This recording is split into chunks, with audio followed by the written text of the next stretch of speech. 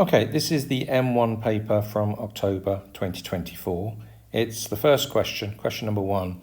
And as we can see by looking at this, this is a dynamics question. In particular, this is a collisions question. So a collisions question, we're often looking at momentum. We might be looking at impulse. We might be looking at the conservation of linear momentum. Let's read through the question. You can see that I've already made a start just in terms of keeping the video neat and accurate by drawing out the two particles A and B.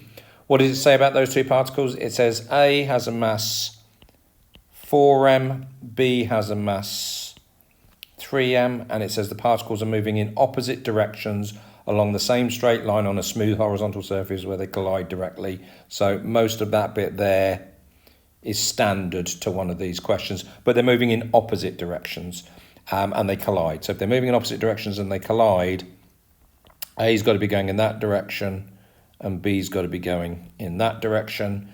And it says before the collision, speed of A is 2x, speed of B is x. Immediately after the collision, it tells me the speeds again. Okay, so I'm going to say after, and what I'm going to do is to just copy out that diagram again. I'll just use the iPad to do that. But this time, obviously, they're not going to be right. They're not going to be right. So what do we have happening once they've collided? Speed of A is y, the speed of B is 5y, but they're both speeds have been, or directions have been reversed. So what that means is that afterwards A is going in that direction with the speed y and B is going in that direction with a speed 5y. So I've got all the information. What I'm trying to do is to show that y equals 5 over 11x. I've got all the information on my diagram there. I just need to decide a direction to take as positive. For no reason particularly, I'm going to take that direction as being positive to start off with on this one. You don't need to put that on your diagram. This is just explaining that to you guys. In fact, I'll get that off my diagram now. But what you do need to absolutely say is using the conservation of linear momentum. I think you can summarize it to that and they're going to know what you mean. Copy out the formula every single time, guys. Let's get this formula into your head. And the easiest way to do that is to keep writing it down every time you practice one of these questions.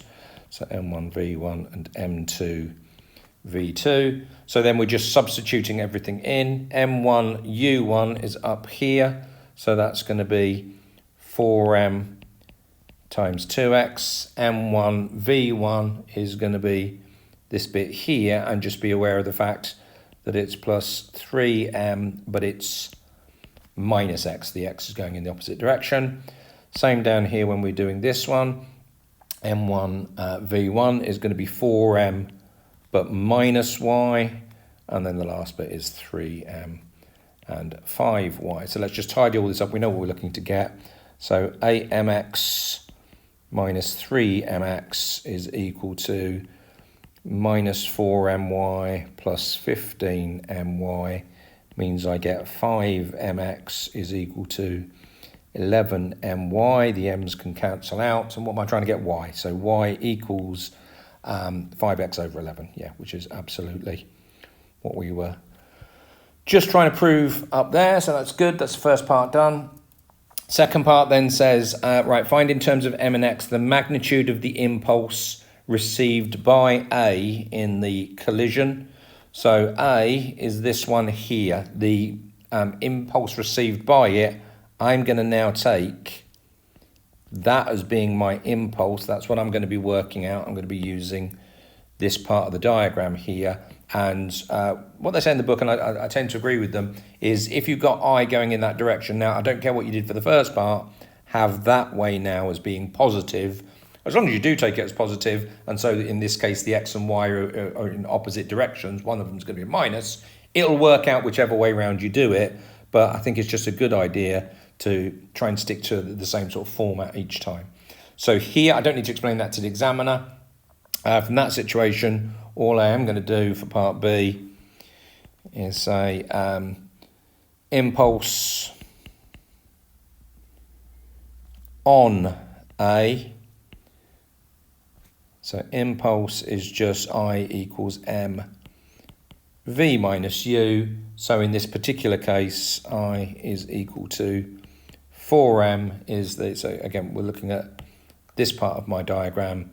So 4m, v is equal to 5x over 11 because it was y, and u is equal to minus 2x.